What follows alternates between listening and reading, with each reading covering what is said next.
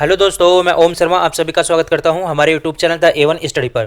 तो आज का टॉपिक बड़ा ही इंटरेस्टिंग टॉपिक है, क्योंकि ईरान ने भारत से सहायता मांगी है कि आप हमारी सहायता कीजिए। ऐसा क्या हुआ वो भी आप लोगों को बताएंगे, और इजराइल और ईरान के मध्य जो युद्ध चल रहा है इस समय, उस पर इंडियन इकोनॉमी पर क्या इफेक्ट पड़ेगा उस युद्ध से, वो भी आप लोग को बताएंगे। क्योंकि भारत को भी खुद डर लगने लगा है इस वार से।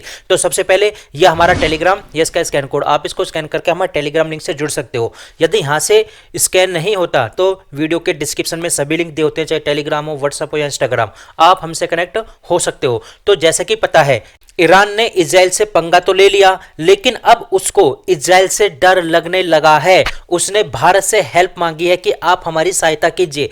आप पूरी स्टोरी को समझिए।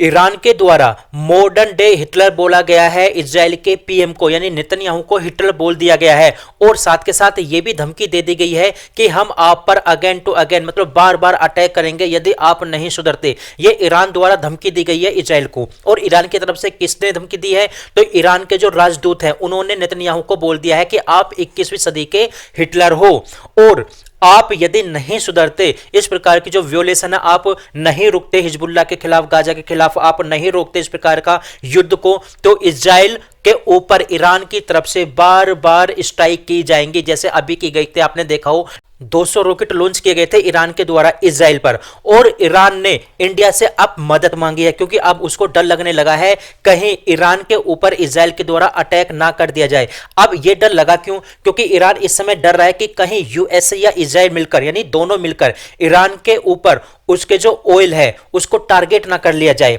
यानी उसके ऑयल रिफाइनरी को टारगेट ना कर दें। यदि ऐसा हुआ तो ना केवल ईरान की इकोनॉमी बर्बाद होगी इससे, बल्कि भारत की इकोनॉमी पर भी काफी बड़ा इफेक्ट पड़ेगा। क्योंकि भारत ऑयल के मामले में रूस और ईरान पर काफी ज्यादा डिपेंड होता है, क्योंकि रूस से भी काफी ज्यादा ऑयल आता है भारत में, और ईरान से भी काफी ज्यादा ऑयल आता है भारत में। और अकेला रूस भारत को इतना सारा ऑयल नहीं दे पाएगा, यानी भारत की पूर्ति नहीं कर पाएगा ऑयल के मामले में।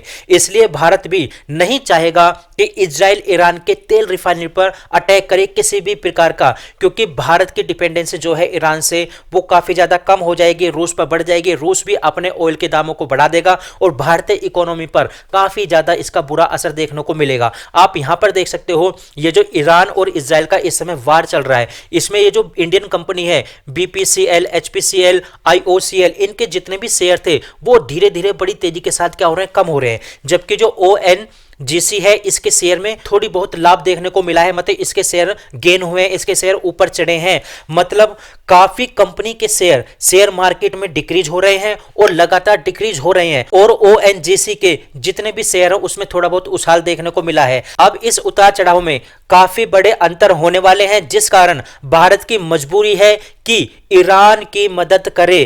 पर क्वेश्चन रेज ये होता है कि भारत इसमें मदद कैसे करे, क्योंकि इजराइल UN की भी नहीं सुन रहा, तो इंडिया की क्या सुनेगा? फिलहाल भारत की नेवी ईरान पहुंच चुकी है। अब क्वेश्चन ये उठता है कि जो इंडियन शिप है वो ईरान क्यों पहुंचे हैं? तो वो ईरान पहुंचे हैं उनका जो डेली रूटीन होता है, यानी ट्रेनिंग के मकसद से, ना कि ईरान की हेल्प के मकसद से। आप अंदाजा ये चीज लगाइए कि ईरान में वहां पे पहुंच चुके हैं, ऐसा कुछ दिखाने का नहीं है इजराइल को कि इंडियन नेवी वहां पर ईरान में पहुंच चुके हैं, ईरान की मदद करेगी, ऐसा कुछ नहीं है। ये मुख्य रूप से इसलिए वहां पर पहुंचे हैं क्योंकि इनका जो रूटीन होता है, ट्रेनिंग रूटीन, उसके कारण ये वहां पर पहुंचे हैं। लेकिन वेस्ट एशिया में इस समय तनाव का माहौल है। इस तनाव के माहौल में इंडिया की नेवी का वहां पर पहुंचना क्या इजराइल के खिलाफ ऐसा कोई संकेत तो नहीं है? फिलहाल ऐसा इस बारे में कुछ नहीं कहा जा सकता, लेकिन अभी यही प्रयास लगाए जा रहे हैं कि इंडियन नेवी वहां पर जो ईरान के अंदर गई है वो अपने मकसद यानी ट्रेनिंग के तौर पर वहां पर गई है। आप यहां देखिए, गोल्ड के प्राइस भी काफी ज्यादा इंक्रीज होने वाले हैं इस युद्ध के माध्यम से, क्योंकि अभी तक देखा जाए जो गोल्ड के प्राइस चल रहे हैं वो लगभग 78,000 पर जो तोला होता है उसके हिसाब से चल रहे हैं। लेकिन अंदाजा ये लगाया जा रहा है कि इस युद्ध के कारण बड़ी तेजी के साथ आने वाले समय में गोल्ड के प्राइस में भी काफी बड़ी मात्रा में उछाल होगा। ये तो भारत की इकोनॉमी पर इफेक्ट हो रहा है काफी ज्यादा। अब दूसरी तरफ देखा जाए, जो इंडियन स्टूडेंट है जो ईरान के अंदर गए हैं पढ़ने के लिए,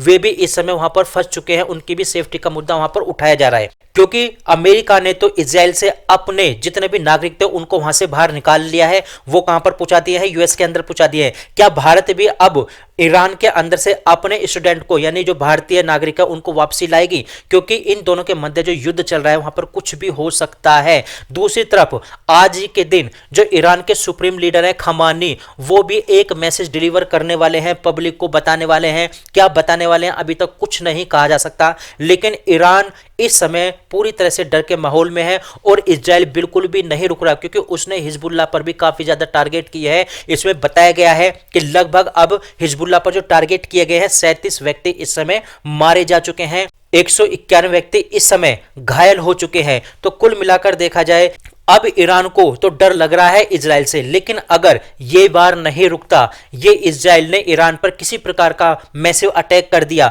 तो इस पर ना केवल भारत पर भी प्रभाव पड़ेगा बल्कि पूरी दुनिया पर भी इसका इफेक्ट देखने को मिल सकता है। तो भारत क्या इसकी मदद करेगा ईरान की, क्या इजराइल को समझाएगा? क्योंकि मेरे ख्याल से इजराइल तो नहीं सुनने वाला, लेकिन हाँ ये गारंटी है, हो सकता है कि भारत के कहने से ईरान के जो ऑयल रिफाइनरी होती है उसको टारगेट इजराइल ना करे, लेकिन अभी कुछ नहीं कहा जा सकता। फिलहाल हमारे पास ये अपडेट थी, आप लोग कैसे लगे जरूर बताना, लाइक सब्सक्राइब करना बिल्कुल मत भूलना। Thank you.